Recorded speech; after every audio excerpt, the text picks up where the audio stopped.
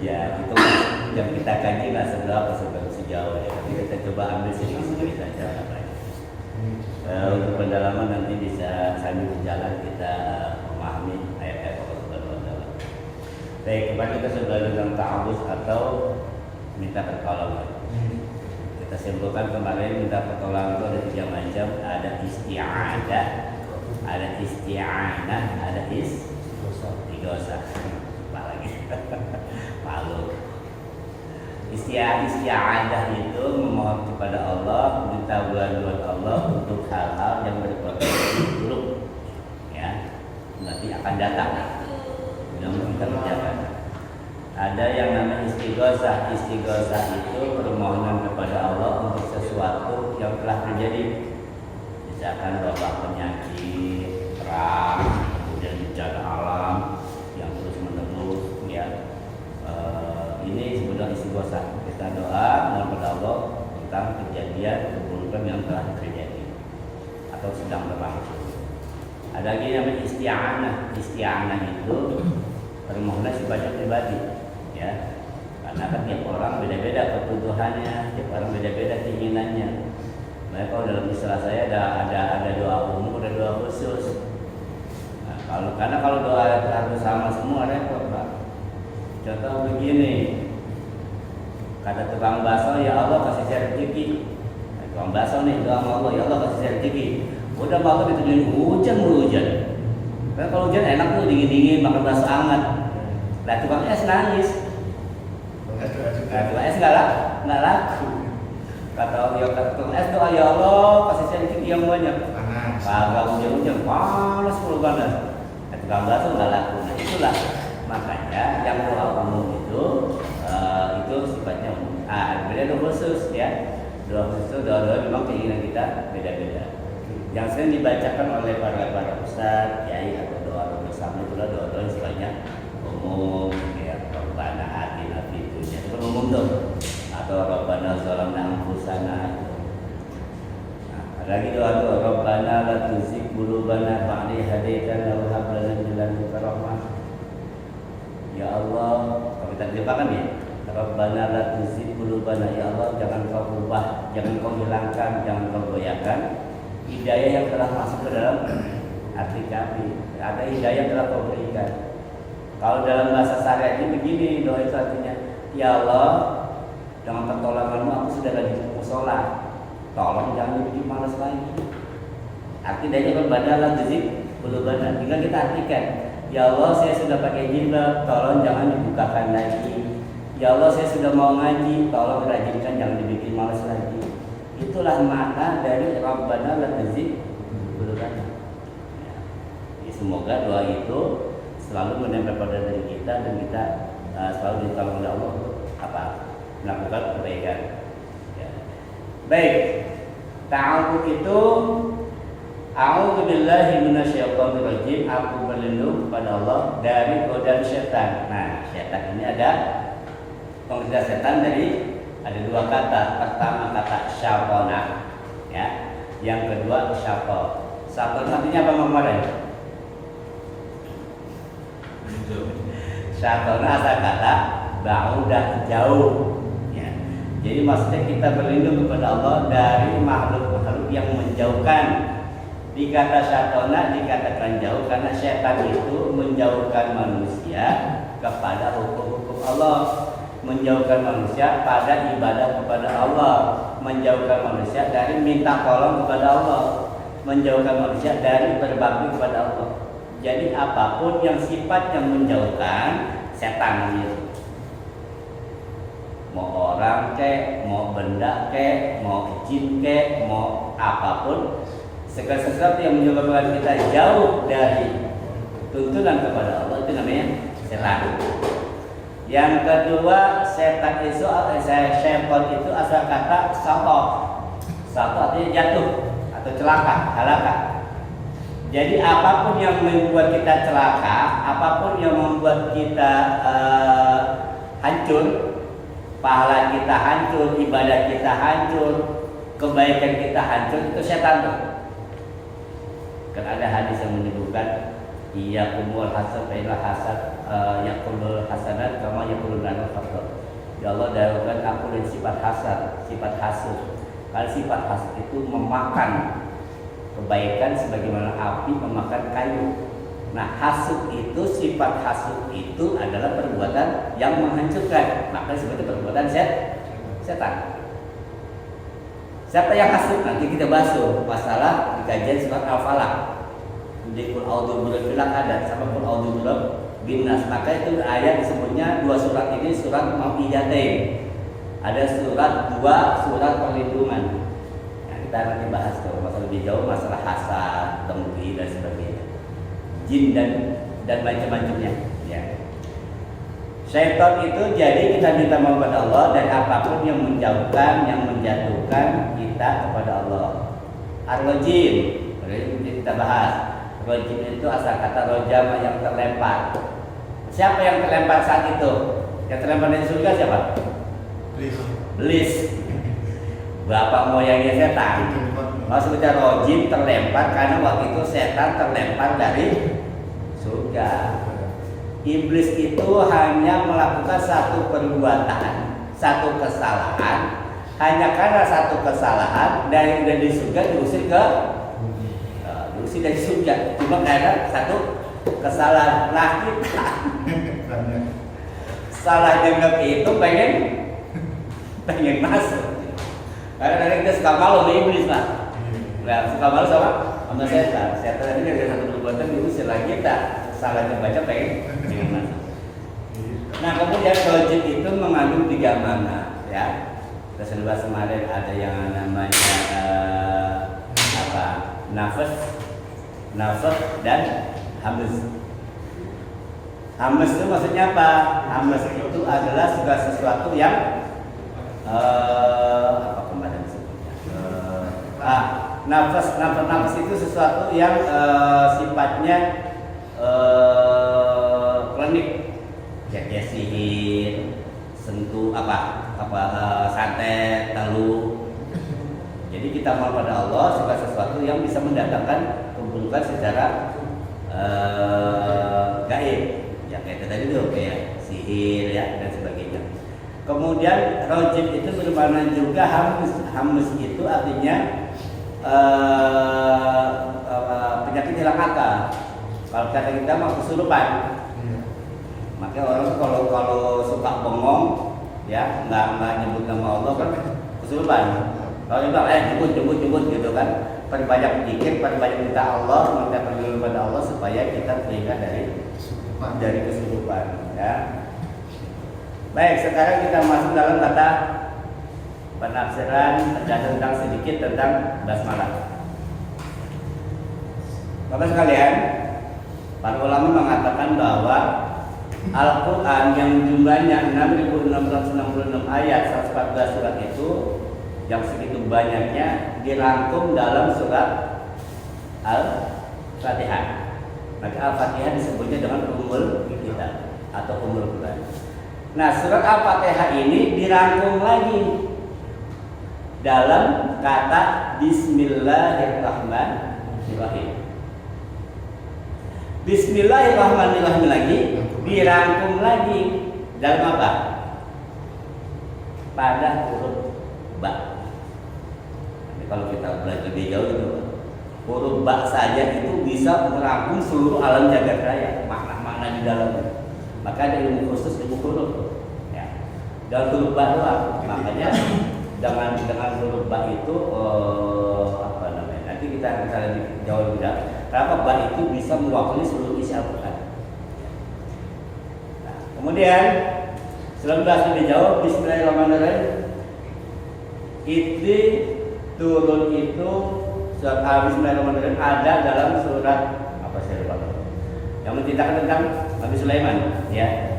Innahu min Sulaiman innahu bismillahirrahmanirrahim. Jadi cerita waktu itu ketika Nabi Sulaiman mengajak para raja-raja penguasa saat itu untuk masuk Islam, Nabi Sulaiman mengirim surat. Dan ini mengirim surat kepada Ratu Bilqis sebagai penguasa Negeri Saba waktu itu sudah beriman kepada Allah. Ya. Dikirimlah surat kepada Ratu Bilqis. Dan di dalam surat itu menggunakan diawali dengan kata Bismillahirrahmanirrahim. Jadi kata Bismillahirrahmanirrahim ini sudah ada jauh sebelum Rasulullah menjadi Rasul. Jadi di zaman Nabi-Nabi sebelumnya kata Bismillahirrahmanirrahim itu sudah ada jauh sebelum Rasulullah jadi Rasul. Ya, jadi sebelum Nabi Isa, sebelum itu jauh ya. Baik. Bismillahirrahmanirrahim ini kapan turunnya? Diceritakan bahwa dulu ketika Rasulullah di Madinah, datang seorang anak kecil yang usia sekitar 13 tahunan, namanya Abdullah bin Abbas. Abdullah bin Abbas ini kalau ikatan darah pada Rasulullah jatuhnya sepupu ya. Jadi karena Abdullah bin Abbas ini adalah paman Rasulullah, ya. Jadi Rasulullah punya paman, ya, pamannya banyak. Cuma ketika Rasul itu ketika masih menjadi Rasul ada 4 yang tersisa. Ada Hamzah, ada Abu Thalib, ada Abbas, ada Abu Lahab. Jadi paman 4, pamannya 4. Nah, Abbas dan Hamzah dikenal beriman pada Allah. Hamzah ini Abbas ini punya anak namanya Abdullah. Bicara umur selisihnya jauh, ya, jauh. Karena ketika Rasulullah sudah di Madinah, beliau berumur 13 tahun. Beliau adalah salah satu sahabat yang bapaknya Abbas ini seorang pedagang, Pak. Pedagang, sibuk, bisnismen. Jadi saking sibuknya, beliau menitip anaknya ke Rasulullah untuk diajar, dididik. Karena selain saudara juga memang murid juga. Makanya kata Abbas ya Muhammad ya Rasulullah, saya sibuk bisnis, saya di anak saya dibekal itu, ya, diajarin oleh Rasulullah, dikasih uang saku dan sebagainya. Begitu Pak pendidikan anak. Jadi cuma mau cari TV tapi SPP-nya didiemin, ya. Jadi sahabat tuh begitu Pak. Ketika dia sibuk tetap Rasulullah memberikan itu. Nah kemudian suatu saat Abbas ini adalah salah satu sahabat yang didapat oleh Rasulullah. Dikatakan ditanya, ya Rasulullah, kalau untuk membedakan Al-Quran itu dengan cara apa? Karena dulu Pak, awal-awal Al-Quran turun, belum disusun kayak sekarang ini, itu nggak ada pemisah surat. Jadi misalkan baca qul nih, qul huwallahu ahad, Allahus samad, lam yalid wa lam yulad wa lam yakul lahu kufuwan ahad, qul a'udzu birabbil falaq min syarri ma khalaq. Tidak ada pemisah surat. Wa min syarri hasidin idza hasad, qul a'udzu birabbin nas, malikin nas. Makanya di dalam asbabun nuzul surah Quran surah Al-Fatihah jadi 11 ayat. Nah, untuk memisahkan antara satu surat dengan surat berikutnya, kata Rasulullah, gunakanlah pemisahan menggunakan kata Bismillahirrahmanirrahim. Yang pertama. Yang kedua, awal-awal datang Islam di Mekah, itu Al-Quran itu awal-awalnya itu tidak ada penomoran, Pak. Nggak ada ayat 1, ayat 2 itu nggak ada, ya, nggak ada penomoran ayat. Jadi cuma bacanya Rasulullah baca nih, misalkan Alhamdulillahirabbil alamin, Ar-Rahmanir-Rahim, Maliki Yaumiddin. Itu Rasulullah baca seperti, cuma tidak ada penomoran ayat. Zaman Rasulullah, penomoran ayat itu baru terjadi pada zaman sahabat. Jadi itu istiadatnya para sahabat. Rasul tidak pernah menomorkan ayat. Nah, ketika disusun mushaf itu ditulis Alhamdulillahirabbil alamin, tulis 1. Ar-Rahmanir-Rahim 2. Makanya pendapat para ulama ahli Quran, jumlah ayat beda-beda. Ada yang bilang 6.666, ada yang bilang kurang dari itu. Karena ada ulama yang menganggap bahwa ketika Rasulullah berhenti baca itu bukan ayat-ayat, tapi waqaf, koma. Contoh yang paling gampang pada Al-Fatihah. Al-Fatihah disebutkan dalam hadis itu jumlahnya 7 ayat. Jumlahnya 7 ayat, tapi Rasulullah tidak pernah memberitahukan ayat 1 yang mana, 7 yang mana. Makanya ada beda pendapat para ulama itu, ada yang memasukkan bismillah dalam surat atau sebagai ayat, ada yang mengatakan bismillah bukan ayat. Jadi yang menomorkan, yang memberikan nomor ayat pada Al-Quran itu bukan Rasulullah, tapi sahabat. Paham dari sini nih? Nah, makanya di awal-awal ada hadis dari Anas bin Malik, disebutkan hadis itu Rasulullah kalau sholat itu langsung baca alhamdulillah. Itu di awal-awal, mungkin Bapak yang pernah ngaji gitu kan. Rasulullah kenapa nggak baca basmalah? Karena hadis Anas bin Malik mengatakan Rasulullah kalau sholat langsung alhamdulillah, nggak pakai bismillah. Makanya para ulama beda pendapat. Imam Syafi'i mengatakan basmalah masuk dalam ayat. Basmalah masuk dalam ayat, makanya 7 ayat itu bunyinya Bismillahirrahmanirrahim ayat 1. Bismillahirrahmanirrahim. Alhamdulillahirabbil alamin. Arrahmanirrahim. Maliki yaumiddin. Iyyaka na'budu wa iyyaka nasta'in. Ihdinas siratal mustaqim. Nah, ayat 7-nya siratal ladzina an'amta 'alaihim. Rasulullah belum dibaca saat itu. Cuma ulama itu tidak mengatakan seperti Sayyidina Ali mengatakan itu bukan ayat tapi waqaf. Siratal ladzina an'amta 'alaihim ghairil maghdubi 'alaihim waladdallin. Maka siratal sampai waladdallin itu satu ayat. Tapi ada ulama lain yang mengatakan bahwa bismillah kan masuk dalam Al-Fatihah, itu hanya sebagai pemisah surat saja. Semua ayat Quran ada pemisah surat kecuali satu ayat, satu surat yang enggak ada bismillahnya. Surat apa? Surat At-Taubah. Itu sejarahnya, Pak. Kita bahas sedikit. Kenapa enggak ada bismillahnya? Nah, kembali yang tadi, ulama-ulama kayak Imam Malik itu tidak memasukkan bismillah dalam ayat. Makanya kita terlepas dari fikih ya, kita baru bahas fikihnya. Bismillah dibaca jahat atau tidak? Nah, Imam Malik dan beberapa yang lain itu mengatakan bismillah tidak masuk dalam ayat. Makanya tetap jumlahnya 7, hanya saja alhamdulillah ayat pertama, ayat ke-7-nya ghairul maghdubi ayat 7. Yang terakhir tuh. Jadi siratal ladzina an'amta 'alaihim ayat ke-6. Ghairul maghdubi 'alaihim waladdallin ayat yang ke-7. Ini ya beda pendapat antara para ulama tentang penomoran ayat. Makanya jangan ngotot nanti ketika ada orang ayat Quran itu jumlahnya enggak 6.666. Karena beda pendapat menetapkan sahabat dan para ulama penyebut Quran itu ketika Rasulullah berhenti baca ayat itu bukan ayat tapi waqaf. Bedanya di situ ya. Baik. Bismillahirrahmanirrahim. Nah, kita bahas tentang kalimat bismillahnya ya. Kalau saya tidak masuk dalam ilmu fikihnya dulu deh. Nggak masuk ke fikihnya, nggak masuk ke dalam kajian-kajian tasawufnya. Tapi langsung ke balaghahnya, lughahnya bahasa.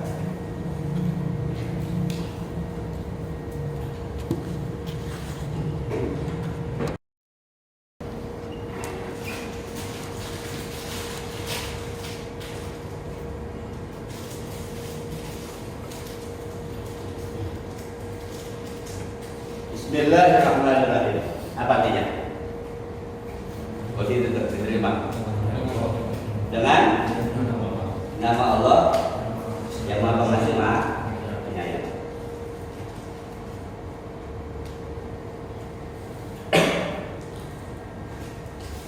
Bismillah.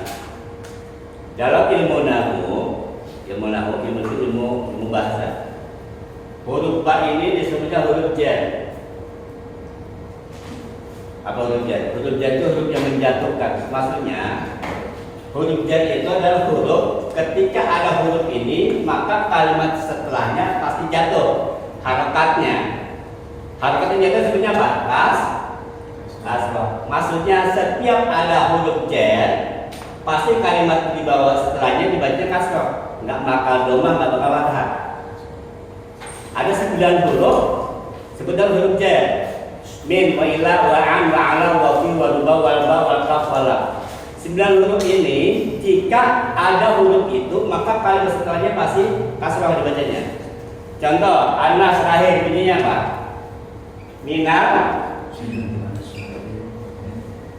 Minal jin minal jinnati. Ya ini dia. Minal jin nanti. Min syar atau min wa ila masjidah jidu masjidi ila masjidi ila siratil mustaqim ila an.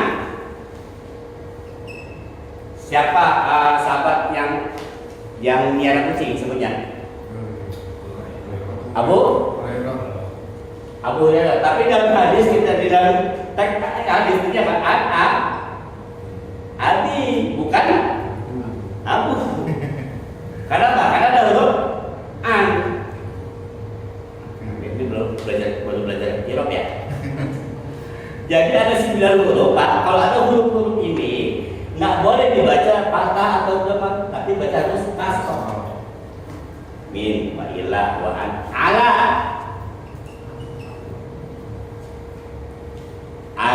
maktabi ala kitabi ala pokoknya setelah ala pasti bawahnya kasroh. Min ila an ala fi sama tuh fil madrasati fil masjidi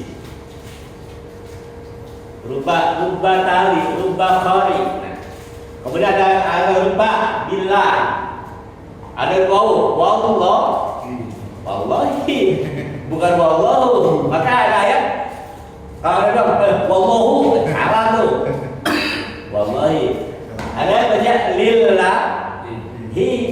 lillahi ma fis samawati kan gitu kan, bukan lillah tapi lillahi. Pokoknya itu sebutnya huruf apa? Huruf jar. Ini baru belajar sedikit sih Pak, baru belajar enggak dari jenis huruf, belum baca makna apa-nya. Kenapa dibaca bismi, enggak bismu, enggak bisma? Bisma mah itu mah berat ya. Karena ada huruf jar. Ini baru belajar.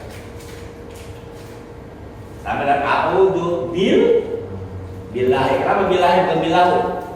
Karena ada huruf ba situ, huruf jar.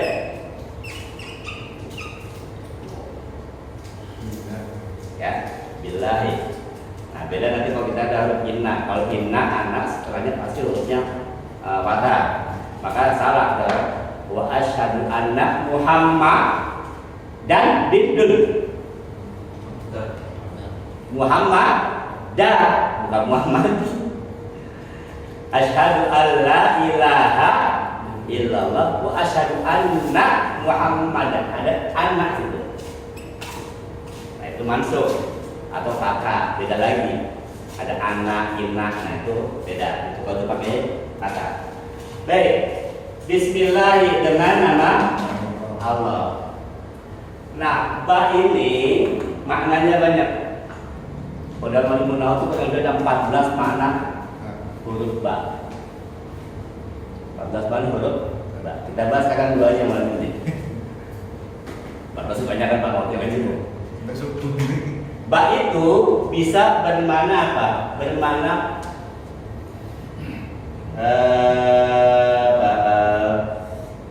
pertolongan.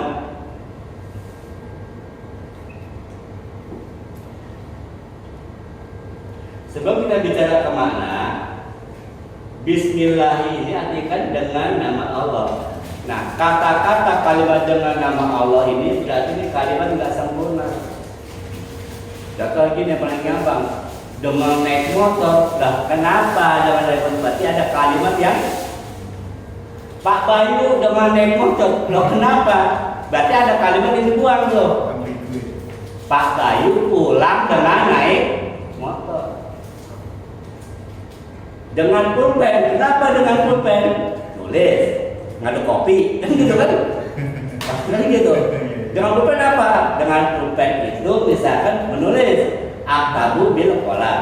Nah ini tahu-tahu kalimat bismillah, berarti ada kalimat yang kurang. Dengan nama Allah. Kenapa dengan nama Allah? Kan gitu kan? Berarti ada kalimat yang dibuang nih. Maksudnya apa? Nah, ini bismillah ada kalimat dibuang. Yang pertama, ulama mengatakan di sini mengandung kata pertolongan. Dengan pertolongan Allah yang Maha Pengasih, Maha Penyayang. Dengan pertolongan Allah itu kita berharap apa yang kita lakukan itu mendapatkan pertolongan. Karena kata Rasul dalam sebuah hadisnya, barang siapa yang melakukan sebuah pekerjaan la yubda'u bil basmalah bahwa afta. Siapapun, apapun jika melakukan suatu pekerjaan tidak diawali dengan bismillah, maka pekerjaannya sia-sia, pekerjaannya nggak berkah. Makanya kita harus memulai dengan nama Allah. Contoh makan. Kenapa kita makan harus mengucapkan bismillah di awal? Menurut ulama usul, ulama hikmah, ulama tasawuf, orang yang tidak baca bismillah itu, ya, dia akan berkeyakinan bahwa makananlah yang membuat dia kenyang. Kopilah yang membuat dia melek. Apilah yang membuat dia kebakar. Nah, untuk menetralisir itu, kita harus pahami bahwa makanan itu semuanya dari Allah. Pada hakikatnya Allah lah yang memberikan kita makan dan yang mengenyangkan perut kita, bukan makanannya. Jadi agar segala sesuatu aktivitas kita itu dimulai dengan nama Allah. Bismillah. Ya.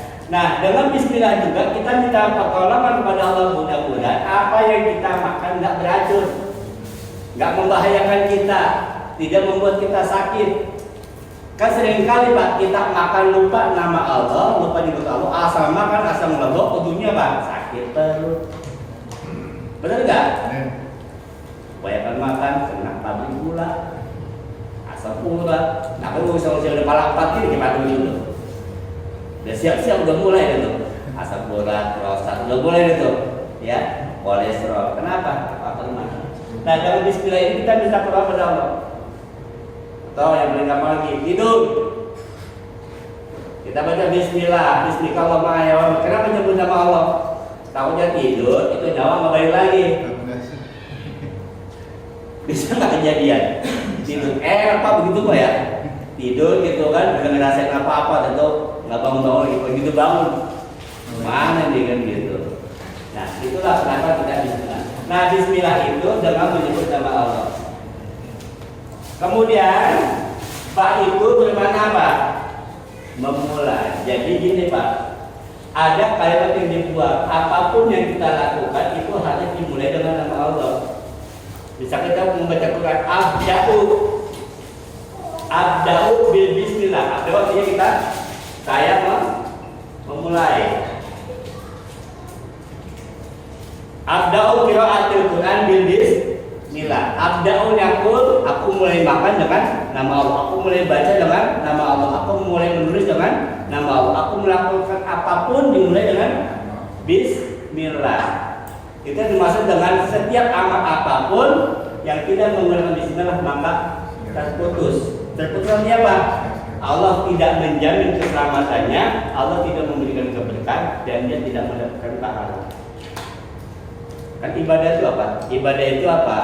Ibadah adalah segala sesuatu yang diniatkan karena Allah, maka bernilai ibadah.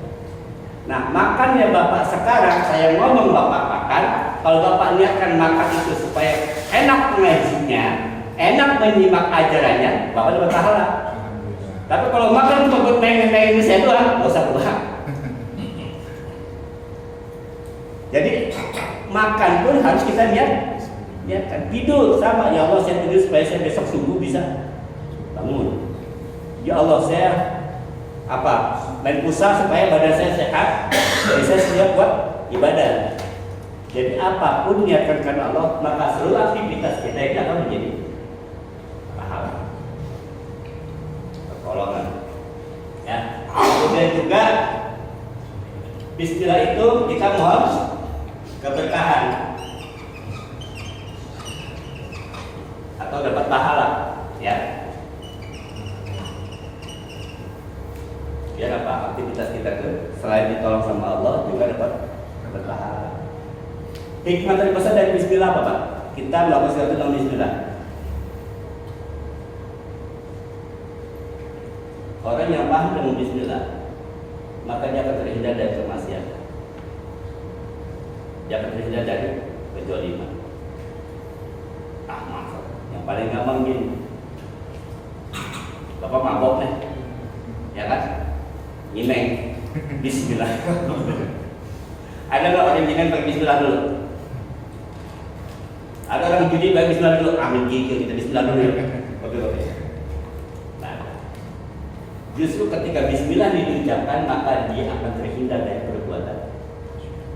Karena apa? Ketika Bismillah diucapkan maka hati langsung connect ke Allah. Orang yang hati connect ke Allah nggak bakal berbuat maksiat. Tapi orang yang nggak paham dengan kalimat ini, ya, dengan makna Bismillah itu sendiri, ya dia kritikan. Makanya hampir bisa dipastikan orang yang sering melakukan kesalahan dalam hidup, berarti bisa hampir dipastikan dia jarang baca Bismillah. Hampir dipastikan orang yang sering berbuat salah, entah dia maksiat atau apapun, hampir dipastikan dia jarang baca Bismillah. Karena apa? Secara naluri, ya, orang ketika baca Bismillah maka dia langsung hati ingat kepada Allah. Ketika ingat kepada Allah, iman masuk. Dan iman itu tidak akan bersanding dengan keburukan. Ketika iman masuk, keburukan pergi. Tapi ketika iman pergi, keburukan masuk. Inilah hadis yang dimaksud oleh Rasulullah bahwa iman itu akan keluar terlepas dari hati seseorang ketika dia berbuat maksiat, ketika membunuh, ketika mencuri, ketika berzina, ketika mabuk, ketika perbuatan-perbuatan dosa itu dilakukan, maka iman itu keluar. Ketika perbuatan dosa, iman masuk lagi. Dan iman tidak akan bersanding dengan keburukan. Pasti tidak akan bersanding. Makanya orang yang sering baca Bismillah hampir dipastikan dia bisa terhindar. Ketika ininya nyampe. Jadi Bismillah itu nggak semata-mata kita cuma sekedar baca, ternyata dalam Bismillah itu kita minta tolong kepada Allah. Kita minta perlindungan kepada Allah, kita minta pertolongan kepada Allah.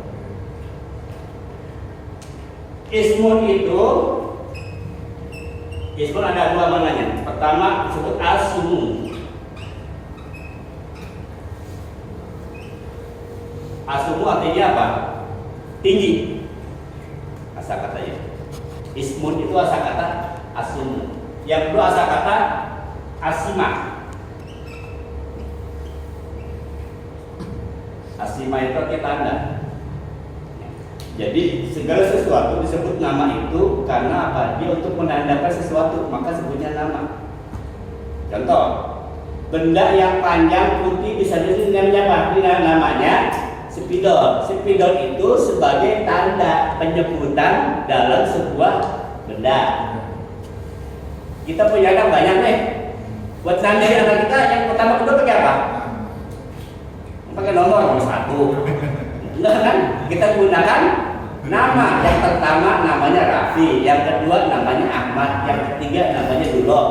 Nah, nama itu adalah sebagai simak, penyebutan, tanda. Nah, kan bisa lihat nih, ada orang kembar. Orang kembarnya identik. Kelihatannya sama nggak? Beda. Serupa tapi tak sama. Tetap ada tanda-tandanya yang membedakan dalam anak kembar. Jadi segala sesuatu ini, ya, tanda itu disebutnya nama. Tanda disebutnya nama. Baik yang terlihat maupun yang tidak terlihat, selagi dia masih ada, maka dia memiliki nama. Dalam ilmu filsafat disebutkan bahwa segala sesuatu yang bisa disebut berarti dia ada. Segala sesuatu yang bisa disebut berarti dia ada. Allah bisa disebut nggak? Bisa nggak disebut?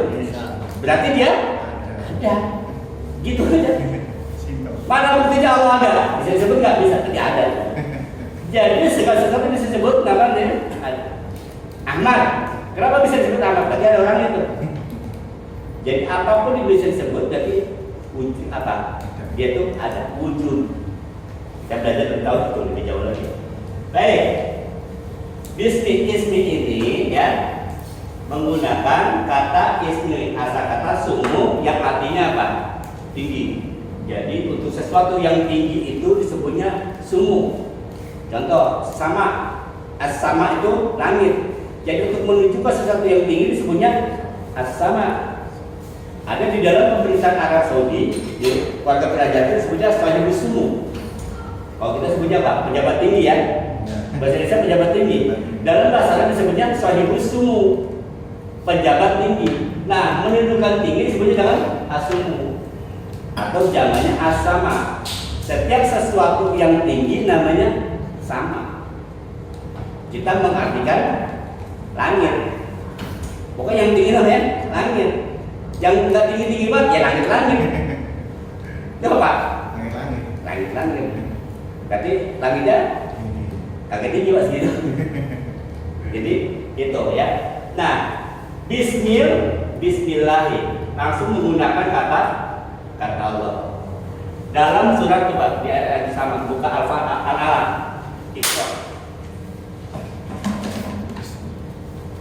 Iqra. Bismillah.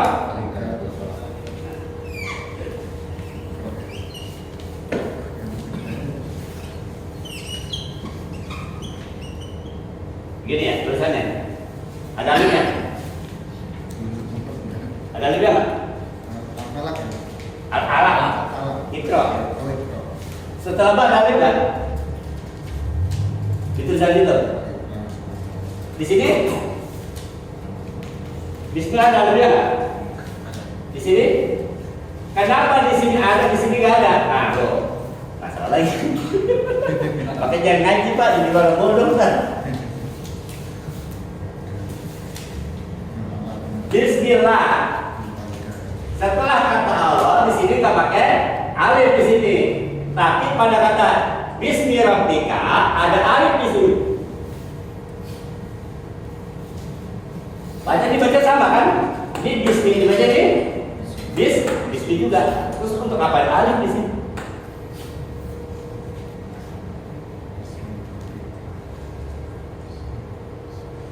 Baik. Alif itu Pak, ya. Kalau di sini dia dengan menyebut nama Tuhanmu. Iqra bismi rabbikal ladzi khalaq, sebutlah dengan nama Tuhanmu. Di sini dia menggunakan kata Rob, Tuhan. Kata Rob itu tidak selamanya berarti Tuhan. Kadang-kadang Rob berarti Tuhan, bukan Tuhan tapi Tuhan. Contoh pada surat Yusuf, itu disebutkan cerita Yusuf itu ketika menghadap tuannya, menghadap Tuhan, menggunakan kata Rabbun. Nah, digunakan kata ini menandakan bahwa kita perlu proses jauh untuk mengenal Tuhan yang sesungguhnya. Tapi kalau di sini langsung nggak pakai proses jauh untuk mengenal Allah. Bismillah langsung disebut nama Allah. Maka dibuang alif, ya, dibuang alif di sini untuk memangkas, untuk mengenal Allah itu nggak perlu proses terlalu lama. Blas Allah. Maka kalau disebut nama Allah sudah pasti ini, bukan yang lain. Tapi kalau disebut nama Tuhan, Tuhan yang mana? Demi Tuhan, Tuhan yang mana? Menggunakan kata Rabb. Maka di sini masih ada alif di sini. Perlu proses kita untuk mengenal Tuhan yang sesungguhnya. Padahal gara-gara alif doang lah ya. Gara-gara alif doang tuh. Jadi penjabarannya kok untuk mengenal Allah itu Sekarang kita sudah paham kalau orang nyebut Allah sudah pasti Tuhannya siapa? Orang Islam. Coba Anda bilang demi Tuhan umum. Tuhan umum, ya. Ada Tuhan yang satu tiga, ada Tuhan yang banyak, kayak para dewa. Dewa sebenarnya Tuhan. Kata ilah itu, Pak, kata ilah itu kan dalam bahasa sebenarnya ilah. Tapi dalam bahasa Ibrani beda, ada yang namanya Elohim. Ada bahasa Elia. Eli itu artinya Tuhan juga dalam bahasa Ibrani. Makanya dalam kitab mereka sebut Eli lama sabar tadi. Tuhanku kenapa kau tinggalkan? Itu menggunakan kata Eli, Elohim, kemudian Yahweh, itu artinya sama. Yahweh, Yehova, itu adalah yang dimaksud ini. Hanya beda penyebutan. Kalau kita bilang apa? Allah. Kalau orang Sunda bilang Gusti Pangeran, kan gitu kan? Ampura atau Gusti Pangeran, kan gitu. Gusti Pangeran itu sebenarnya rendah ya. Tapi itu untuk menandakan apa? Mewakili Tuhan. Kalau di Jawa pasti punya kalau kepada Tuhan, kepada Allah. Karena daerah kadang beda tuh penyebutannya. Sambiang gitu kan? Dan sebagainya. Pokoknya istilah-istilah ini, ya apapun namanya, targetnya ini. Jadi orang masih perlu penafsiran lain ketika menggunakan bahasa yang lain. Tapi kalau sudah Allah, udah nggak ada yang lain, pasti ini ya. Khusus. Paham ya? Kenapa ada beda menggunakan di sini bismi juga, di sini bismi juga, di sini kadang-kadang enggak. Kenapa? Di sini menggunakan kata Rob. Rob itu belum tentu Allah. Kenapa digunakan kata Bismillah? Karena begini Pak, kenapa ayat ini turun? Dulu zaman jahiliyah seringkali orang jahiliyah itu bersumpah dengan nama apa? Berhala. Bismillah, Bismillah Uzza, dengan nama apa? Dengan nama Lata, nama Uzza. Kadang-kadang kalau di kerajaan atas nama rakyat, gitu kan? Atas nama apa? Atas nama rakyat. Supaya mendapatkan batin atas nama raja, atas nama kaisar, atas nama. Nah, Allah ingin mengajarkan umatnya, hambanya, mengatasnamakan jangan yang lain, tapi atas nama. Kata Bismillah ini, ulama dulu, para founding father, pendiri negara kita itu orang bijak, jago bahasa Pak. Digunakanlah kata Bismillah dengan bahasa lain, berkat rahmat Allah. Itu makna dari Bismillah. Kita kalau kita nggak paham, pengen ke Arab-Araban, gak gini, sama aja bro, ngaji bahasa tuh. Jadi atas berkat rahmat Allah 7 kalimat itu sebenarnya itu penjabaran dari kata Bismillahirrahmanirrahim.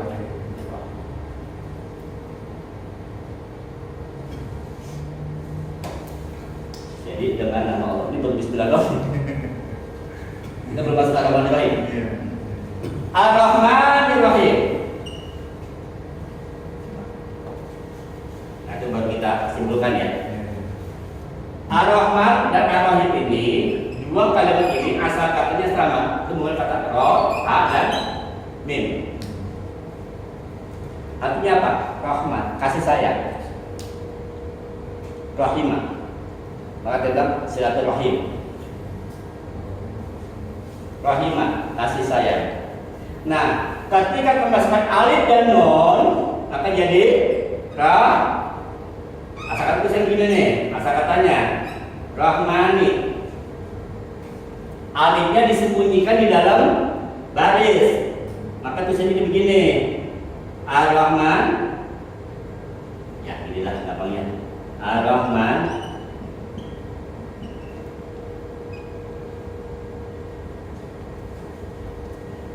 Karena kemasukan alif dan nun Ar-Rahmani ini, maka sifat kasih sayangnya, sifat kasihnya Allah itu tidak pandang batas kepada seluruh makhluknya di dunia ini baik muslim non muslim itu dikasih sama Allah.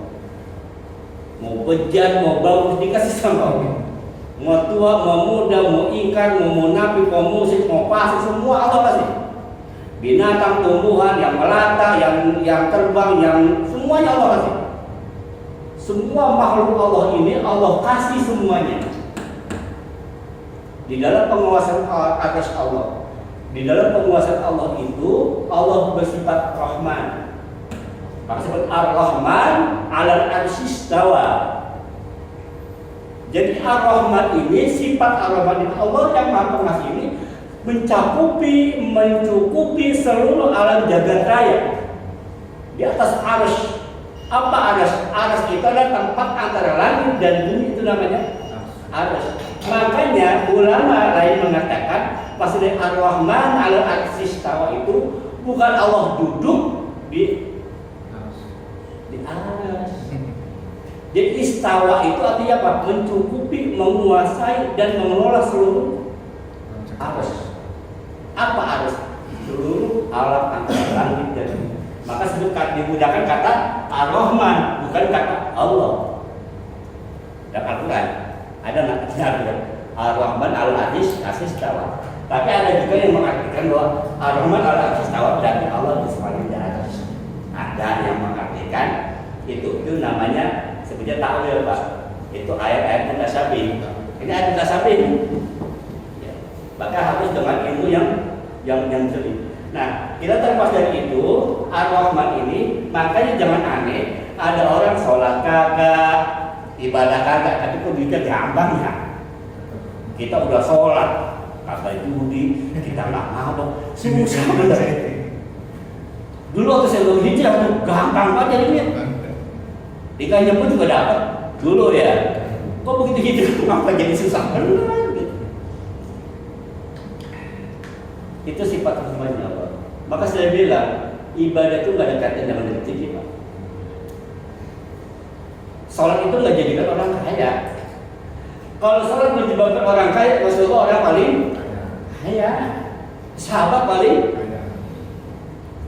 Sholat itu nggak menyebabkan orang jadi kaya. Baca Quran itu nggak menyebabkan orang jadi kaya. Jadi nggak ada hubungan antara ibadah dengan rezeki. Tetapi ibadah itu akan memberikan keberkahan buat rezeki. Apa berkah? Berkah itu artinya ziyadatul khair, bertambah baik. Berkah dalam bahasa sebutnya birkah, artinya sumur. Sumur kalau airnya nggak pernah diambil, airnya tidak betul.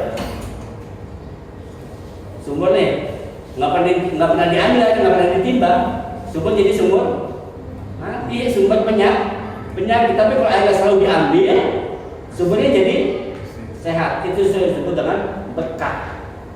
Nah, harta kita yang kita tumpuk terus nggak ada manfaatnya. Itu yang nanti akan menjadi hisab kita. Maka kita minta keberkahan buat harta kita sedikit namun berkah, sedikit namun ngasih manfaat. Sama dengan air sumur. Walaupun kita nggak punya sumur, tapi bisa narik apa? Bisa ngasih manfaat ke orang. Baik, Ar-Rahman ini berarti sifat Allah yang memberikan kasihnya itu tanpa batas, tanpa pilih kasih.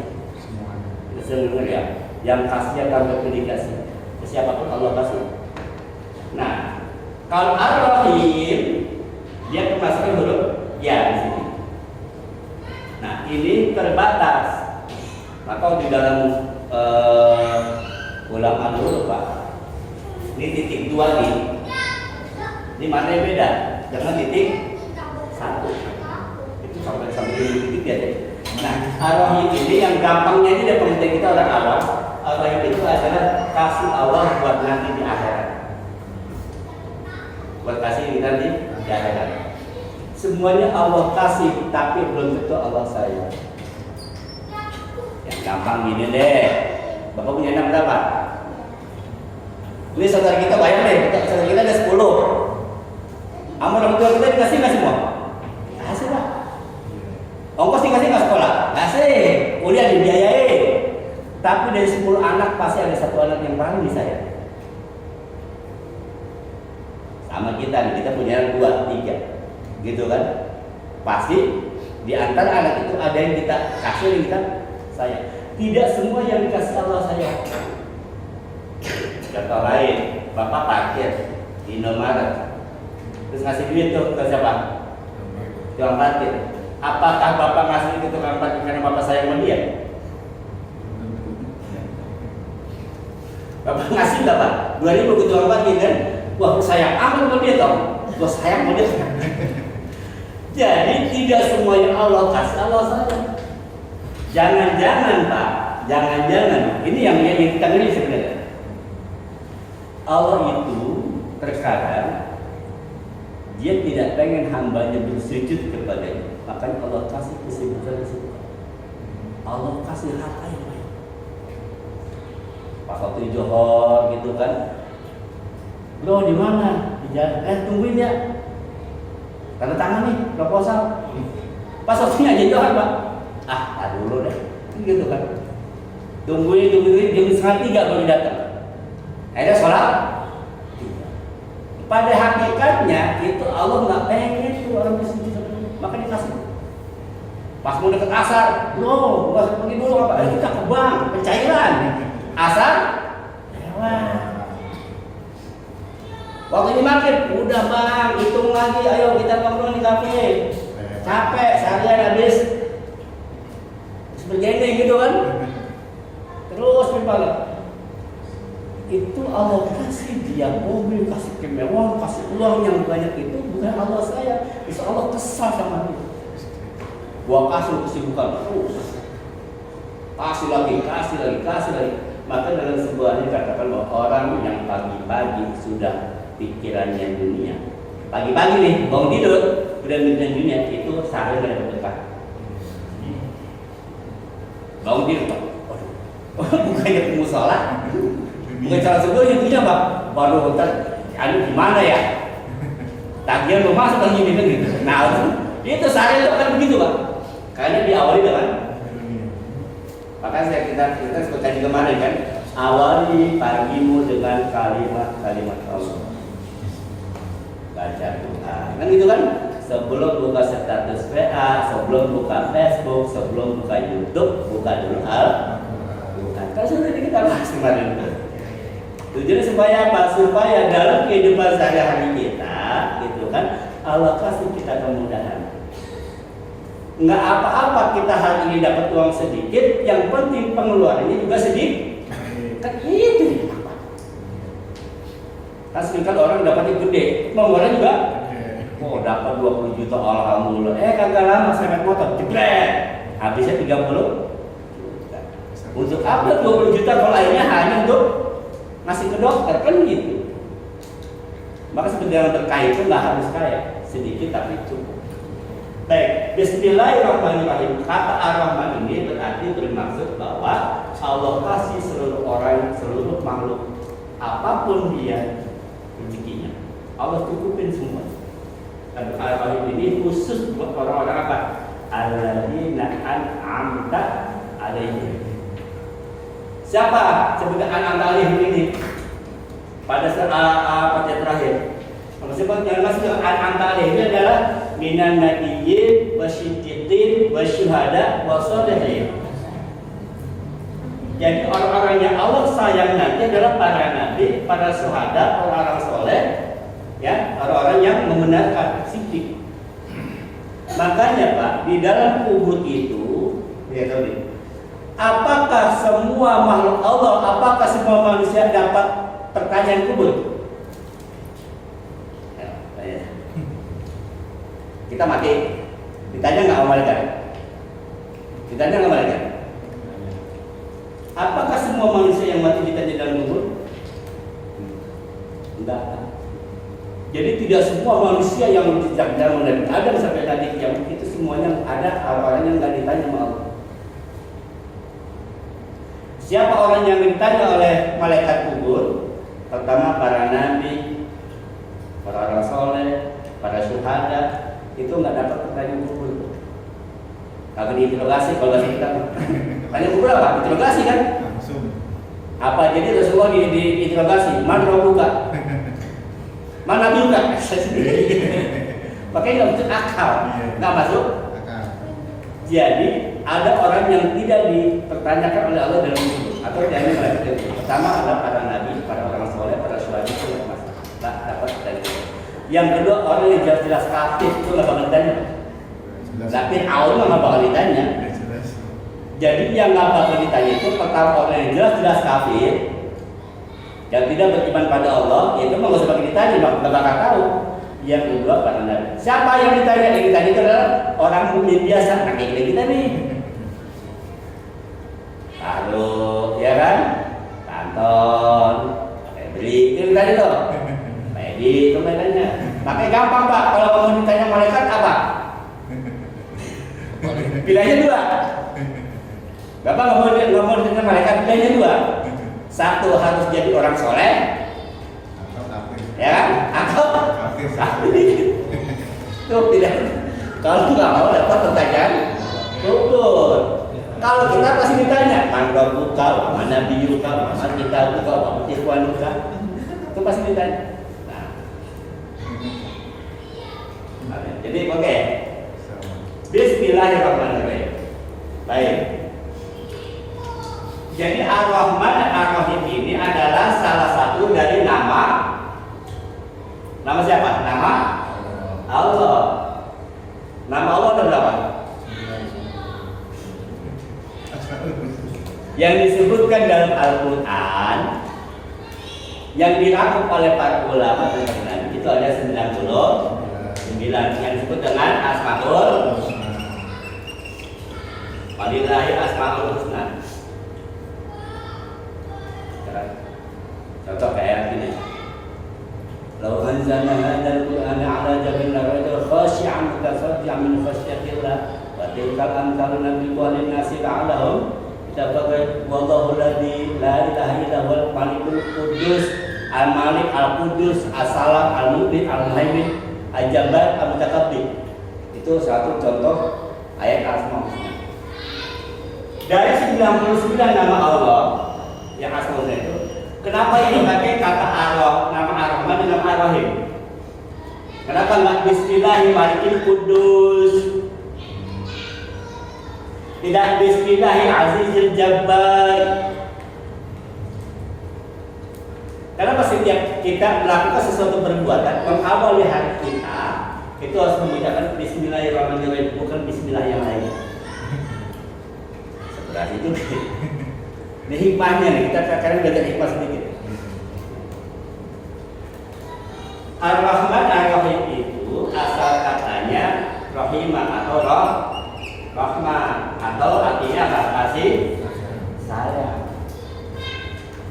Rahmat Allah kalau kita angkakan 100 ya, 100 rahmat Allah, maka yang satu Allah kasih di dunia ini Ar-Rahman. Jadi satu itu Ar-Rahman ini yang Allah kasih kepada seluruh makhluknya. Yang 99 nanti di Ar-Rahim di akhirat nanti. Jadi orang yang paling kaya Korun, Sulaiman, kemudian di zaman yang ada sampai sekarang itu dari kaya Allah yang 1%. Selebihnya nanti datang. Maka jangan gambarkan surga seperti apa, jangan gambarkan neraka seperti apa. Nah, kenapa Allah suruh menggunakan Ar-Rahman dan Ar-Rahim pada awalnya? Allah pengen umatnya, Allah pengen hambanya itu untuk mengedepankan rasa kasih sayang dalam hal apapun. Untuk mengedepankan rasa kasih sayang. Allah saja maha kasih, Allah maha sayang, kenapa kita tidak? Makanya orang-orang itu ketika dia menggunakan kata Ar-Rahman Ar-Rahim, ya, dia harus paham makna Ar-Rahman. Maka jangan ada, mohon maaf. Orang yang punya nama Abdul Rahman biasanya, bahkan harusnya, orang yang punya nama Abdul Rahman harusnya dia memberikan apapun kepada orang lain, sayang pada orang lain, ngasih ke orang lain tanpa memandang ras, agama, suku dan sebagainya. Karena dia mengambil kata Rahman ini. Kalau kita lihat Abdul Rahman Wajah itu Gus Dur ya. Dia nggak mandi ini Pak. Udah nyampe kok dia kesini ilmunya. Karena dia paham Ar-Rahman itu nggak boleh pandang dulu. Maka kepada dia yang laki, yang perempuan, yang miskin, yang Yahudi, yang Nasrani, yang Islam, yang apapun gejala dia kasih semua.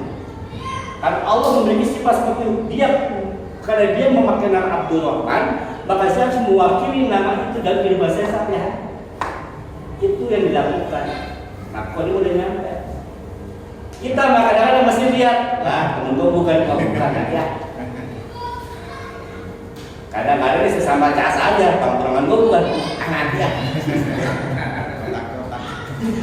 Dia di sini ya. Bosan sebetulnya gitu kan. Apalagi besok nih, 2024, politik, wah paling-paling kan. Nah, itu Ar-Rahman, ya kan? Nah, kalau orang itu masih, ya, kan. Maka benar Pak, orang punya nama Abdul Rahman itu? Benar. Nah, kemudian Pak, di dalam ibu kata bahasa, ya, kata Rahman itu, kalau kita mau menggunakan Asmaul Husna, itu nggak boleh pakai alif lam. Jadi nggak boleh, karena alif lam ini namanya isi makrifat. Kalau Rahman lagi, kalau makrifat itu udah khusus. Ar-Rahman itu berarti menunjukkan Allah. Alif lamnya ini menunjukkan Allah. Nah, kalau Bapak mau pakai Asmaul Husna, harus tambahin depannya. Apa yang namanya Abdul Rahman. Ini namanya Abdul depannya. Bapak punya anak, apa namanya Al-Jabbar. Tambahin depannya Muhammad, Jabbar. Gitu. Jadi harus menggunakan kata di depannya. Yang nggak sama Abdul sih siapapun. Muhammad boleh, Habibur Rahman kan itu, Habibur Rahman. Yang penting kita nggak boleh menggunakan alif lam itu isim nanti isim makrifat, jadi khusus sudah. Ya. Jadi kalau sudah menggunakan alif lam berarti khusus.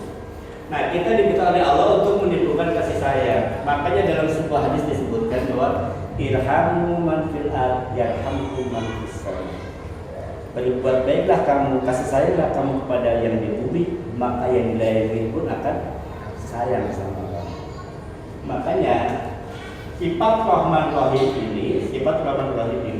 ini harus ditunjukkan oleh kita yang paham banyak dalam kehidupan sehari-hari sampai ajar ini akan menjadi ukuran keimanan seseorang. Kita menemukan dalam hadis-hadis, man amana billah wal yawmil akhir falyukrim dhaifahu. Barang siapa yang mengaku iman kepada Allah, mengaku pada hari kiamat, maka falyukrim dhaifahu, hormati tamunya. Nah, menghormati tamu itu adalah sifat dari rahmatnya Allah. Jadi Allah pengen, kenapa seluruh aktivitas kita menggunakan bismillah? Allah pengen agar kamu selalu mengedepankan rasa kasih sayang terhadap sesama. Islam itu agama kasih, tapi slogan itu diambil tetangga. Benar? Kita yang harusnya menggunakan slogan itu.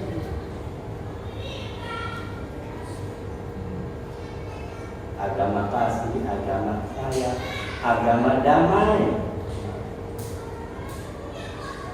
Islam itu agama damai, damai itu indah. Wala tamutunna illa wa antum muslimun. Yang mau mati kecuali dalam keadaan damai. Salim itu, Islam itu bisa berarti damai.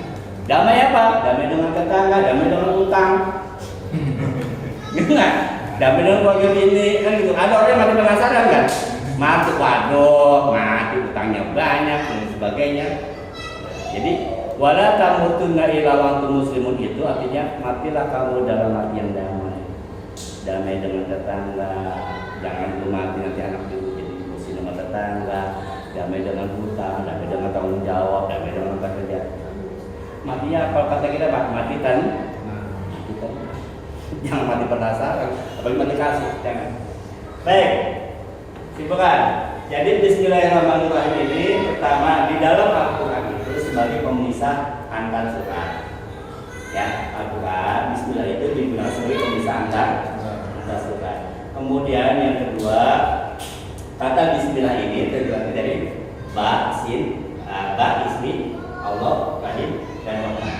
Kita belum bahas ini nih Pak. Ini kalau bahas ini nggak cukup Pak. Ini baru kita bahas sedikit ya. Arti dari Rahman dan artinya doang. Arti dari Rahman adalah kita belum bahas ini. Kayak Allah. Jadi kita akan ketemu orang, kenapa orang jika cuma ini sini coba. Udah nyampe belum? Orang apa tuh baca ulian Nanti kita bahas di sini Pak. Nah, Bismillahirrahmanirrahim ini ya, ini dianjurkan bahkan diperintahkan oleh Rasulullah bahwa apapun aktivitas kita itu harus dengan Bismillahirrahmanirrahim. Nah, kadang-kadang kata kita bedanya Bismillah dengan nyebut nama Allah dengan nama Allah langsung itu beda. Makanya di dalam yang sebut a'udzu billahi bukan a'udzu bismillah. Yang tahu kemarin, aku berlindung kepada Allah. Ada nggak kata ismun di situ? Bingung ya? Pusing. Di sini menggunakan kata Bismillah. Ada kata ismun di sini. Aku berlindung, aku dengan menyebut nama Allah. Di sini menggunakan kata a'udzu billah. Mengapa nggak a'udzu bismillah? Nah, apalagi sih tuh? Aku biasa ngaji. Kalau ini sebagai orang mengatakan kalau menggunakan kata ismi ini berarti kita memohon keberkahan yang punya nama atas nama atas nama rakyat, atas nama raja, atas nama dalam maksud dapat keberkahan dari nama yang kita sebutin sesuai dengan kalimat pada ikras bismillahirrahmanirrahim. Kalau langsung nih, kalau bilang jadi kita minta pertolongan langsung ke Allah. Minta pertolongan langsung ke Allah. Maka Bapak kalau tidur baca doanya apa? Bismika. Dengan nama aku hidup dan mati. Langsung minta tolong ke siapa? Allah. Bukan ke yang lain, bukan ke Asia, dia Adam. Bukan ke Bego, dia pada nyampu.